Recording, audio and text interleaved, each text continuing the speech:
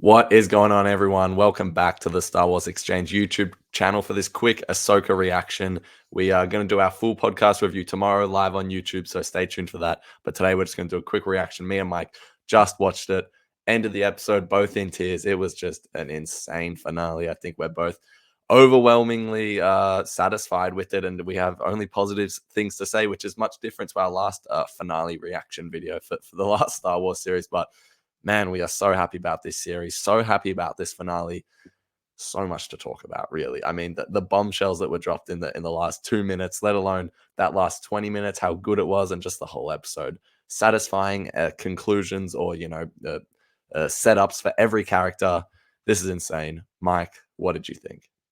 Yeah, thank you for not burying the lead because we totally love this finale. And yeah, I thought it was all around punches everywhere, and it definitely at the beginning did not feel like a finale to me. But then once we got there, it didn't slow down from that, and it was a finale in a very unique way. But I thought it did the Ahsoka character justice. I thought it did the Ezra character justice, and I thought it did the Sabine character justice. And nowhere ever did I see myself.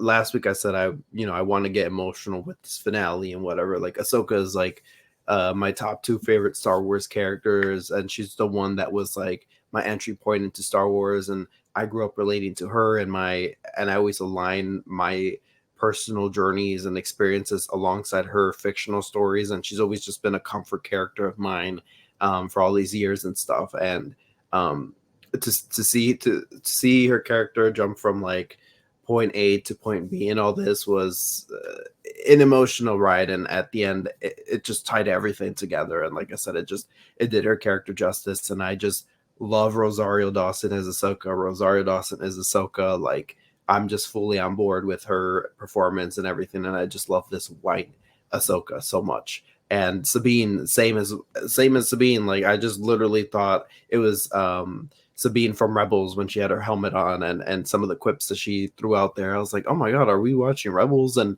same with Ezra, and Iman is Ezra. Like it's just so like perfect casting, like one of my favorite castings ever. Like that was just one of the smoothest transitions from animation to live action, where I just see the kid as Ezra. And I'm not saying Iman, but just even old, like the animation Ezra, I just see him as this live action version. I'm like, yep, that's adult Ezra. Like it's just crazy because it's very hard to do the like head math and all that and try to like make everything make sense, but it just makes sense and everything flows perfectly. And the Thrawn is great, and all around this was just awesome finale, and I want to go back and watch it again. And as you said, so cool to sit here and be like just filled with joy and be content with the entire series that this was, or season, or whatever we want to call it. But it was phenomenal. It was phenomenal.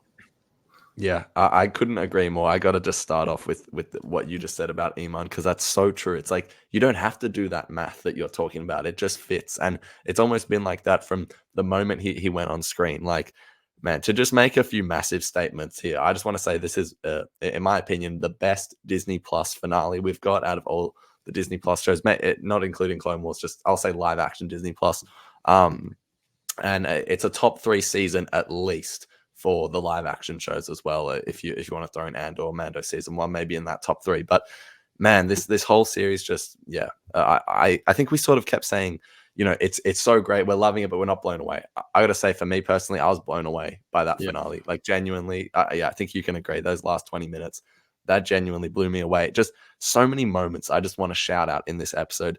The beginning, the Kanan Jarrus shout out, talking about that with Hu Yang and Ezra. Like, why would they not talk about that? Exactly. And I was looking at your stupid face, just like, oh man, this is gonna make my guy very happy. Yeah. So no, it was awesome. And even like Ezra getting the new lightsaber and having the Kanan hilt on it was perfect. And his return with being a stormtrooper. Come on, anyone that's watched Rebels, anyone that knows Ezra, just knows that fits perfectly with the character, and the way he picks up the little voice comm and goes, "Yep, we're all clear here," or whatever he says. Like, oh, it couldn't have been better. And then just the emotions just were off the charts with the reuniting of Hera, Chopper, Ezra, and every time that we heard that he was going home, I just thought, this is awesome. And then Sabine having her moments.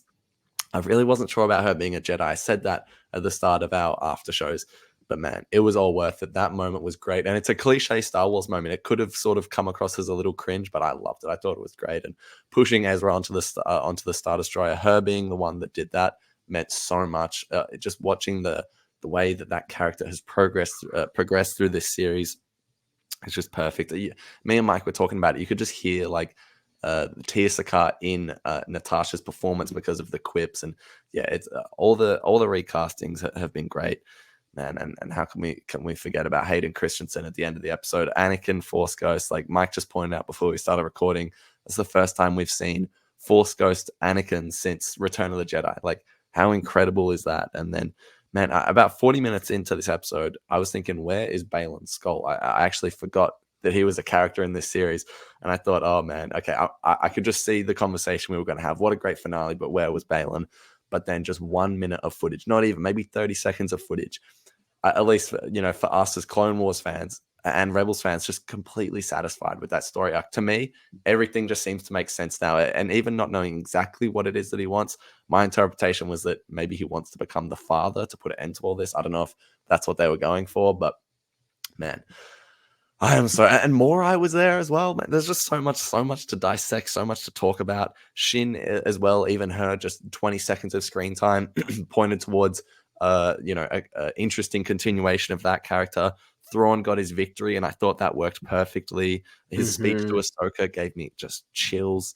Long live the Empire, Morgan and Night Sister, man. I've got, and this isn't even my whole list. There's just so much I could talk about. But Mike, talk to me more. What else was just giving you chills or making you cry in this Oh finale? man, when Thrawn, I literally I got chills and I kind of like twitched a little just because I thought it was so eerie. But when Thrawn uh communicate to Ahsoka, or not even, I think when they were talking about the principle of them attacking the Star Destroyer and everything, from like it was like in the middle section of the episode, Thrawn was saying, like Ahsoka is Anakin's Padawan and or apprentice, and therefore she will attack like this. And I just literally got chills just because I'm like, oh man, like he's just so on it, and it just sounded so cold and evil and just so like calculating that I was just like I just literally kind of twitched in my seat. And another thing I love was the just the continuity here. I love when I'll rant about Tales of the Jedi all day and about how it breaks some continuity here and there, but Dave Filoni, the way he um continues continuity here with everything and pays respect to his own work too, and in that by doing so at the moment where the Dathomirian witches were baptizing Morgan Elsbeth, and it was the same dialogue, word per word, from when Mother Talzin baptized Asajj Ventress in Clone Wars' season 4 massacre episode, right before Grievous and his droid army attacked Dathomir. It was like that same exact dialogue, and I just got chills. I'm like, this is great. I think Morgan Elsbeth, I loved her character because she kind of has been standing around there looking crazy every episode, and the fact that they gave her like really something epic to do, and we all knew she was gonna die and for the Empire, right? But she made a really cool end, and she like broke broke one of Ahsoka's lightsabers, so that's gone. Yeah, So I yeah, think when that happened, I'm like, well, she's got new attire. Ahsoka's on this different journey now. So I'm like, well, maybe she sticks to one lightsaber or replaces that one with something else that is symbolic. Or maybe the next set of lightsabers she gets, the crystals will turn blue or something, or yeah, green. And just the possibilities are endless. So I thought, all in all, like, there's just so many things here that I just loved. And this was like the first episode that I was like, I need to jump in back right now. Like, I just want to pause and go all the way back and start again, because it just, like, literally, I think this is like one of my favorite Star Wars things ever. Like, it's up there. This was amazing. And I know it's recency bias, but like literally I yeah. was crying. I showed Ari, I was crying because the ending with Ezra and Hera meant so much to me. It just, a mother and a Yeah, son being reunited, and then you had Ahsoka finally being, when she said to Sabine, like, we are where we belong. It's time to move on. She Yeah. wasn't talking to Sabine directly. She was talking about herself, and she was talking to herself. She's exactly where she needs to be. She's moved on from Anakin and that whole deal with Darth Vader. She's moved on, and then to see the sun, the rainbow in the horizon was Anakin Skywalker right there. That promise. Oh yeah. So to me, emotional, emotional. I just cried, and this is one of my favorite Star Wars things ever. Just this Yeah. finale. Oh yeah, I'm so with you. And even just to go back to Morgan for for a second, her saying for Dathomir, at first I was sort of confused, but now it makes so much sense because where did they pull up Dathomir? And the Hmm. Night Sisters are back there, and man, so much to play out with that. I so agree with you. They're exactly where they need to be. What a beautiful line. Like that just as much as anything had me tearing up. Even Thrawn calling Ahsoka a Ronin, I just thought it was so cool. I just love the idea of Ahsoka being What? a Ronin, especially after the Visions episode too. Like, man, I love that for her. Even just the naughty or the naughty as we called them on the last podcast episode.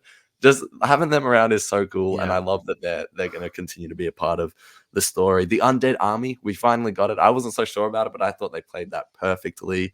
Death Troopers were in there. Man, I've just got notes all over the place here. But Rick Famuyiwa really didn't love what he did in Mando season 3, but he directed this episode, and he did such a great job. Man, there's just endless things to talk about. I think even at the end, that it sort of felt to me like that feeling they were getting was they know that Ezra got home safe. That was my interpretation of that, at least, and I thought that was great. And yeah, every time we see Hayden Christensen, it's just man, I didn't even know that. I really have such few criticisms. Maybe choreography, some costumes could have been a little better, but I Yep, mean, I who agree. cares? Like, the overall, it was pretty much perfect. And oh man, I don't know. So I've got an update as well for podcast listeners on the Puffer Pigs. There's an update that I've got to say on the podcast, but stay tuned for that tomorrow. And man, I can't. Oh yeah, Morgan Elsbeth being dead. I mean, wow, that's interesting. But one last thing: Sabine going back for Ahsoka felt like such a great full circle moment for Hmm. those characters and that relationship. But yeah, real quick, Mike, rating of the series and this episode. I'm going to give this episode a 10 out of 10 and the series a 9 out of 10. What are you going with? Same. Say I So, won't waste any time. Say I have written in my paper here, 10 out of 10 right here. Right, if it focuses 10 out of 10. hell yeah, Very good. hell yeah. Perfect for me.